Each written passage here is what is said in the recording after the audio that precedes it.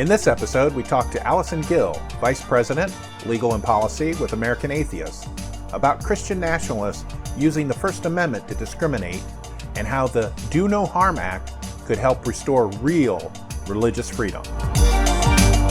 I'm Doug Berger, and this is Secular Left.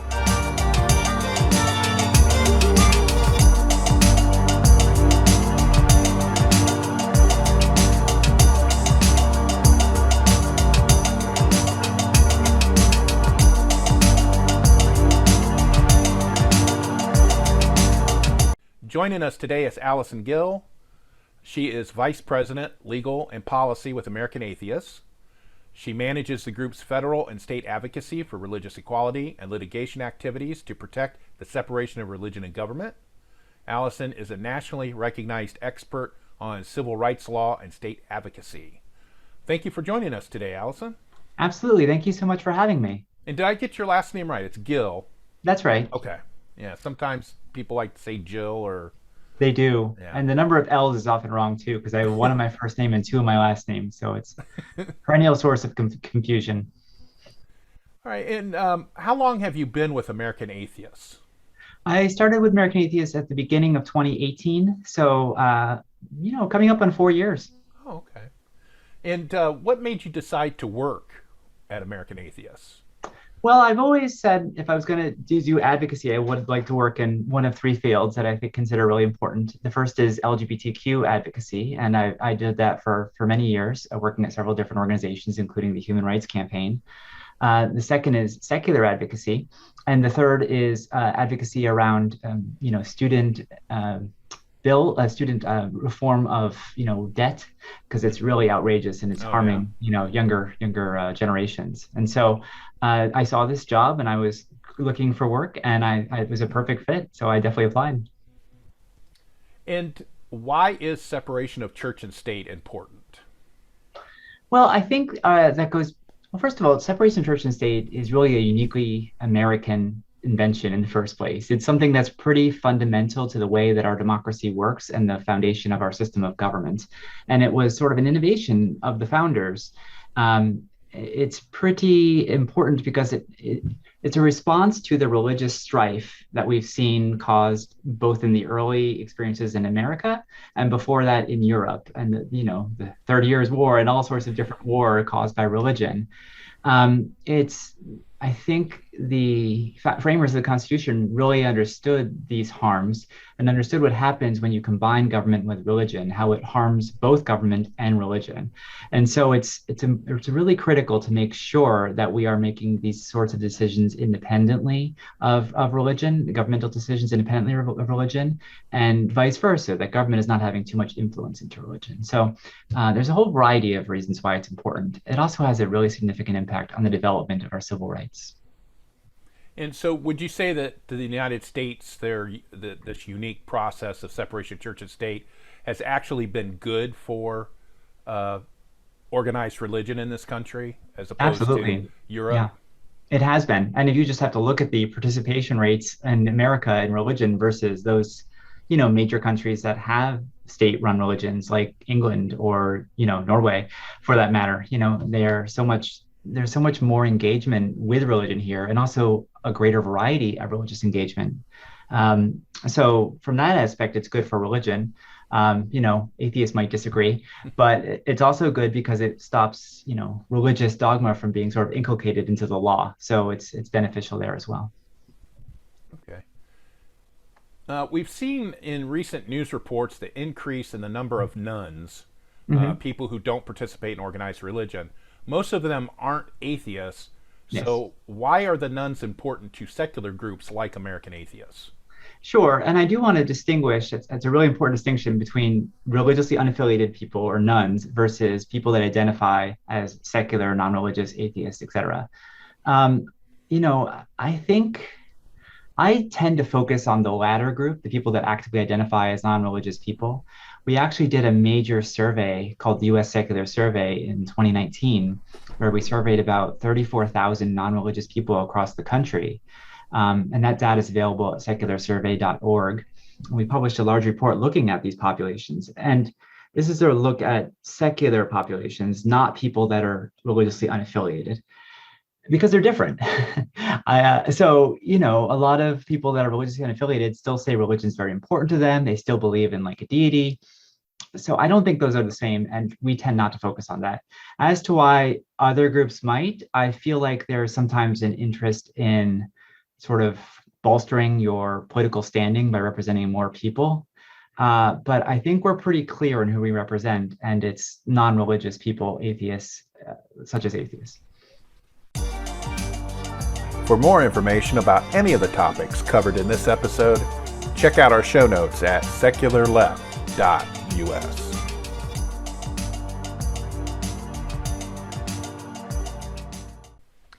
And the reason why I had you come on today and invited you to come on today is to talk about the Do No Harm Act that was introduced into Congress recently.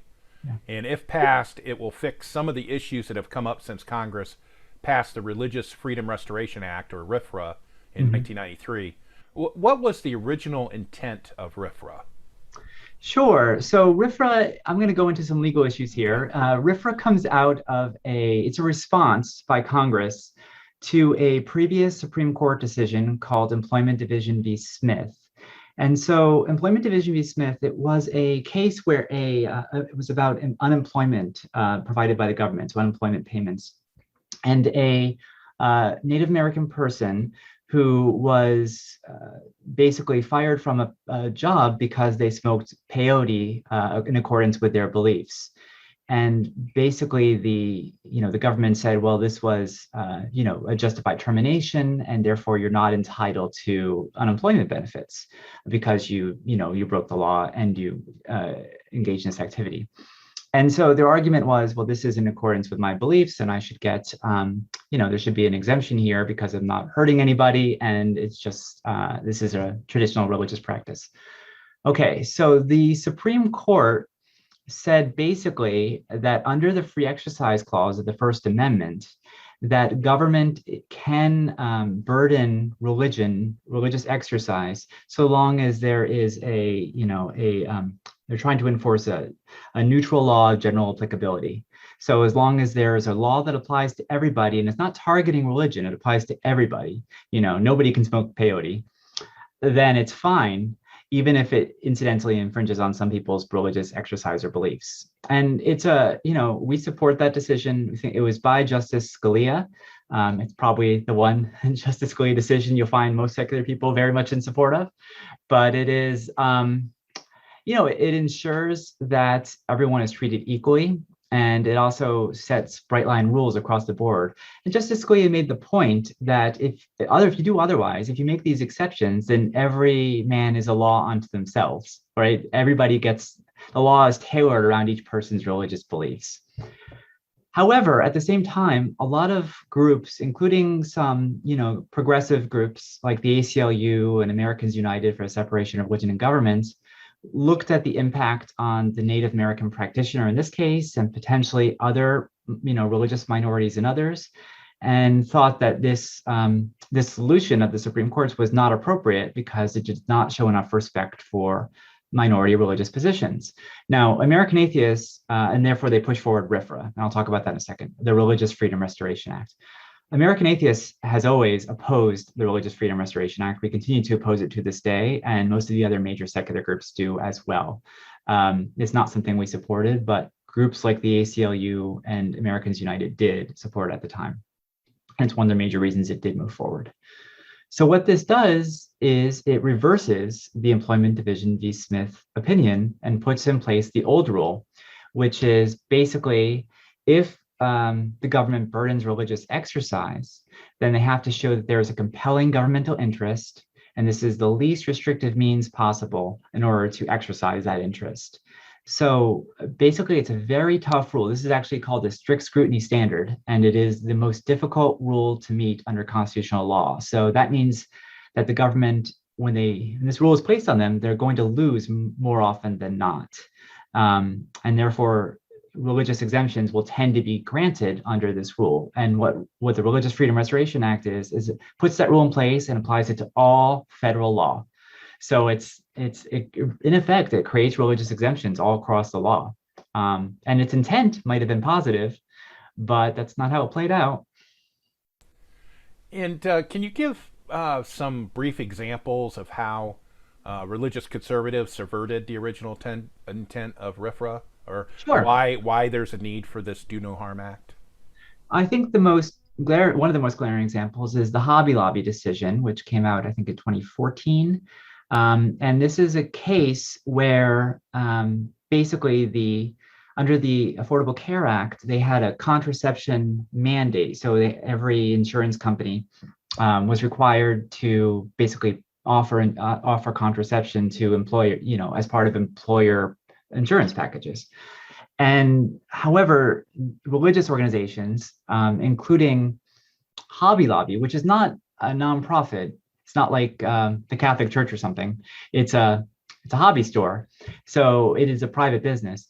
They said, "Well, we're religious, and we don't want to have to offer insurance that offers abortion." And they claim that contraception is abortion, even though it's factually not true, which is something else we can come to later. So they are scientifically and factually wrong about that, but that does not matter because the court has to accept their belief as being true.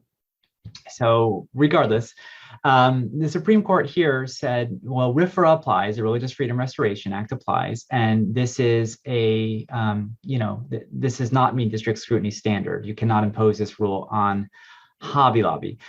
Notably, they also expand the religious exemption to a private business here. So they're saying Hobby Lobby as a private business can have a religious exemption. That's also an expansion in the law.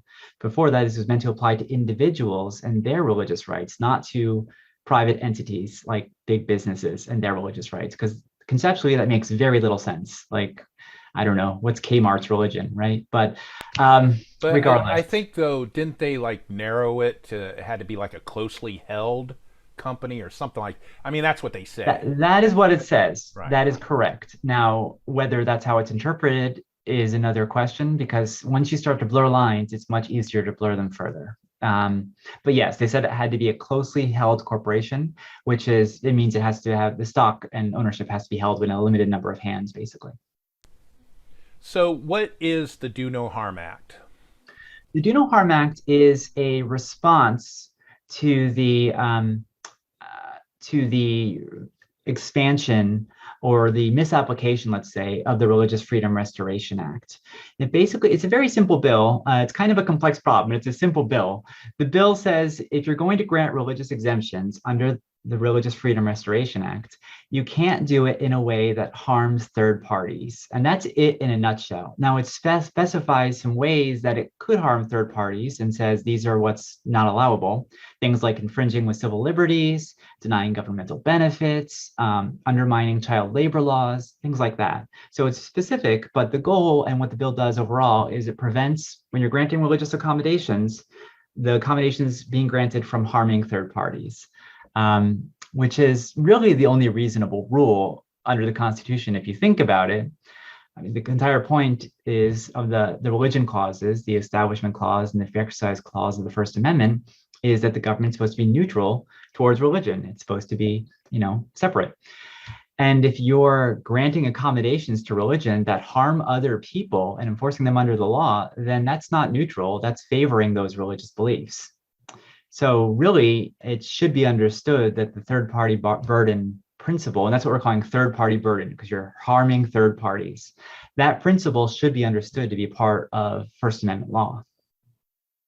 Now, if the Do No Harm Act were to come into law, and I believe it's in the Senate now and it was just recently introduced in the House.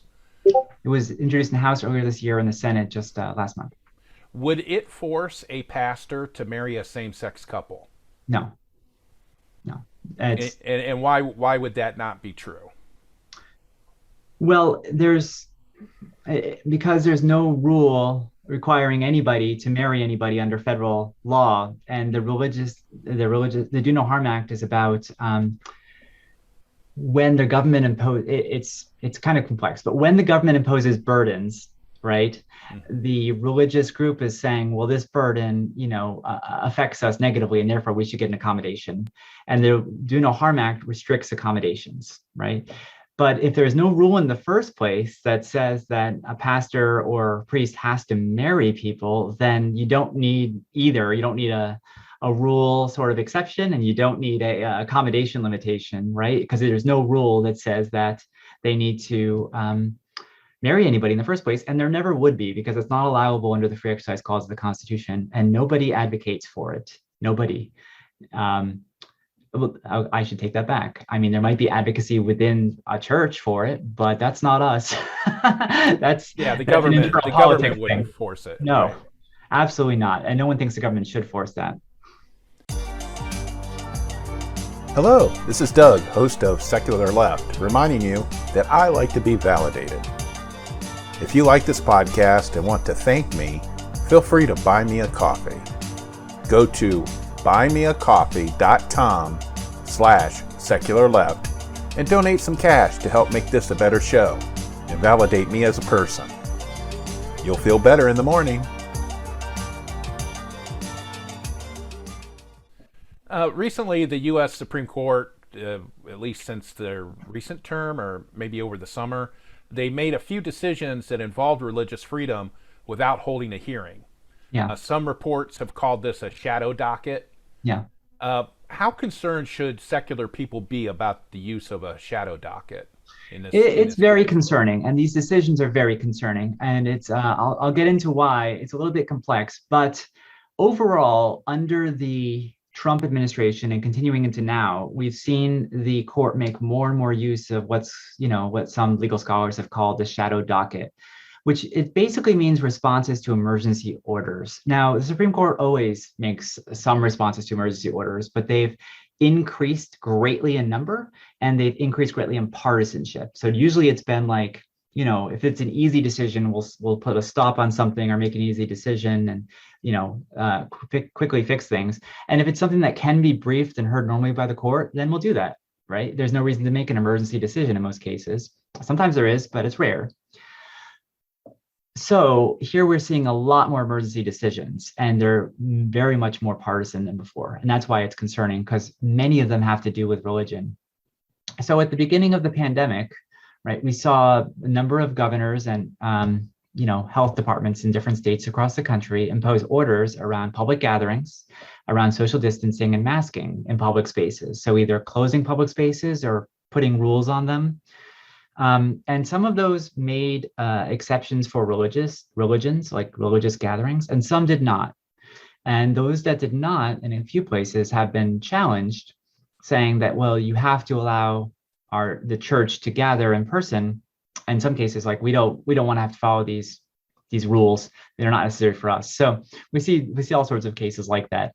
But it's remarkable that the Supreme Court has taken up a number of those cases. Now, before last September, the court was much more differential to the states and said, okay, well, if the governor and the public health people say this is an appropriate limitation, then we're going to go with it.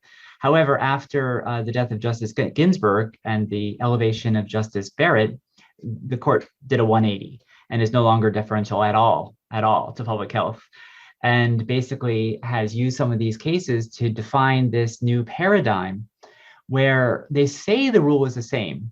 The rule has been for a long time, if there is you cannot impose on religious organizations a rule that is more burdensome than on equivalent or comparable secular organizations. So that's the rule. It's always been the rule. They're saying that's still the rule. However, the definition of comparable secular organization has very much shifted, and it's now being applied sort of apples to oranges sort of situations. Like in one of the cases called Tandon, it was about gatherings in houses. So the rule in California said no more than 3 families can gather in a house because of the pandemic. And basically home churches wanted to be able to gather in violation of the rule, and that's the rule for everybody, regardless if they're a church or not. It's completely neutral. But the court actually looked at like grocery stores and like liquor stores and says, well, they can gather, even though it's an entirely different circumstance between gathering in place where there's no ventilation or safety restrictions for hours at a time and singing and such, versus running into a grocery store and getting food. Very, very different situation. But the Supreme Court Definitely, sort of drew definitely. those blurred lines, and now it's no one knows what's happening. Yeah, we had a case in Ohio here where some sectarian schools sued to invalidate the school closure Hmm. public health order, and they wanted to be compared. Their argument was that we had a casino allowed to be open, Hmm. so their school should be open. Right. And I'm like, what? Yeah. That is just. I'm not a lawyer, and that sounds ridiculous. Yeah, well, I mean, even lawyers, they should be deferring to public health officials. I mean, I don't know for public health wise if a casino is equivalent to a school. I'm betting it's not because we're there, if you just have to think about the different risk factors involved, right? But that's where we should be guided by the science, and what is equivalent in risk, not by I don't know. I don't even know how to differentiate what the Supreme Court is saying in these cases because it's just sort of what the justices want to happen. And by the way, the court is like the deal with the shadow docket is the court is cherry picking these cases from across the country. Like there's no reason that case needs to go up on an emergency basis. That can be argued normally before the court. It doesn't need to be decided without full briefing, without hearing from other parties, without doing full fact findings in the middle of the night. I think that was made like the day before Thanksgiving or something like that. So it's like really, it's just under the cover of darkness. They're just changing all the rules around religious accommodations. Yeah, and I think one of the concepts that I came up across when I was taking a look at it is that they call it irreparable injury Irreparable harm. Yep. or irreparable harm. And so in this article I was reading, it said the decision that allowed the Texas abortion law to stand gives you a sense of how the court thinks about irreparable injury. Yes, for believers denied the ability to congregate. No, for women prevented from obtaining abortions. Right. And so, and that's what gets me sometimes. It makes me kind of angry is that they'll go out of their way to say religious people are harmed Yeah. by having to stay home during a pandemic, but we'll say secular people aren't harmed when we have to drive by and support with tax dollars a huge Latin cross on public land or a Ten Commandments monument. You know, Yes, I agree. we've lost so many of these cases because the courts don't appreciate the harm that these things do, since they're Hmm. not like a physical harm. You know, they're not locking us into a room forcing us to pray, but they're making us feel like a second class citizen in our own government. Absolutely. And it just it boggles my mind, and it makes me angry sometimes. Well, I mean, it's sort of a Christian privileged mindset, right? Where they're only recognizing certain types of harm, and those harms are, of course, supporting the majority religion. So they're more able to recognize harms against people like themselves and against people that are different. And just as for a fair comparison, I think we're talking about undue burden on things like abortion, and we're talking about undue burden on things like religion. Those are the same words, but think about how differently they are interpreted in those different circumstances. It's pretty absurd. Yeah, and it's like is my understanding. I come from used to be a religious family. I used to be religious myself. Can somebody really be irreparably harmed because they can't meet in a church temporarily? Like I Well, was always told that God is omniscient or whatever and can see everything and hear everything, and I have to be in a building or else it doesn't work. I just well, there's case law saying that any violation of constitutional rights in that way is an irreparable harm. Yeah, but of course that's applied selectively like everything else. right. So, And don't get me wrong. If the government tomorrow said we're closing all the churches, I would be right. there fighting for that against that. But Yes. this was like a temporary public health order that we knew wasn't going to last very long. Yeah. I think the school closing by the time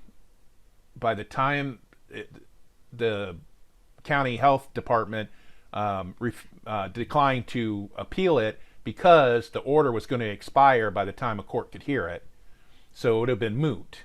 Right. And in one of the cases, the Cuomo case out of New York, the Supreme Court made a decision, and don't forget they cherry picked this case and pulled it out. The rule was set to expire in 2 weeks. Or was that might have been California? I think New York might have already been expired, and they were worried about them just reimposing it. So yeah, the New York one I think they had changed it already by the time it got to the court. Yeah. Right. Yeah. So I mean that shows you it's not urgent, but it's urgent because the Supreme Court wants to change the law, and they have. And now we're sort of dealing with the implications of that because, like I said, these cases were not fully briefed. They were not fully interpreted. They made several of these decisions in a row without any sort of full explanation on them, maybe a paragraph of text at most, which do not provide any clear guidance or rules for other courts. And then there was the Tannen decision, which had a little bit more information, but still, it's not clear how precedential that is. It's not clear how other courts should apply the rules, or to public health officials, how they should think about the rules. And that's a real problem. Oh, and I was going to ask you too about that Do No Harm Act. Mm-hmm. Would that undo that recent court case, I think from 2020, where people could sue federal officials individually for violating their right? Sure. You're talking about Tanzan v. Tanvir. Right. And that is a case that was before the Supreme Court where basically people could sue under the Religious Freedom Restoration Act when their rights are violated. So it allows them to sue government officials for damages, so money damages. And there was a question whether it's possible under the Religious Freedom Restoration Act. So if the causes of action under the Religious Freedom Restoration Act are narrowed, then yes, that would narrow the ability to sue and get monetary funding. It does not reverse the case, but it does sort of limit the damage a little bit, if that makes sense. So that's something to consider. Okay. Well, as we kind of wrap up our visit today, I wanted to know, is there anything else you would like to plug for American Atheists? Anything that's coming up that you think that we should know about? Sure. Well, there's a few things. I already plugged our U.S. Secular Survey. That's at secularsurvey.org, which is our data about non-religious people, and it was based off a huge survey we conducted a few years ago. We just released recently a brief on Black non-religious Americans. So it's a sub brief on that population. Before we did one on non-religious young people ages 18 to 24, and we're going to be doing other briefs as well. So there's not enough data about our population out there. So it's a way to learn more about us and who we are and, the issues that non-religious people face in the country. I would also say that we're ramping up to get into the next state legislative session. And if you'd like to sign up for action alerts and to get involved, please go on to our website at atheist.org and sign up for alerts. And when something's going on in your state that you can help participate in, we're supporting some positive legislation all across the country, and we're trying to stop the really bad stuff we've seen happening in the last few years. So either way, your voice can be really important. All right, Alison, I really thank you for your time today, and you've given us a lot of information that I think people need to know, and I really enjoyed it. Thank you. Thank you. Thank you for listening to this episode. You can check out more information, including links to sources used, in our show notes on our website at secularleft.us. Secular Left is hosted, written, and produced by Doug Berger, and he is solely responsible for the content. Send us your comments, either using the contact form on the website or by sending us a note at comments@secularleft.us. Our theme music is Dank and Nasty, composed using Amplify Studio. See you next time.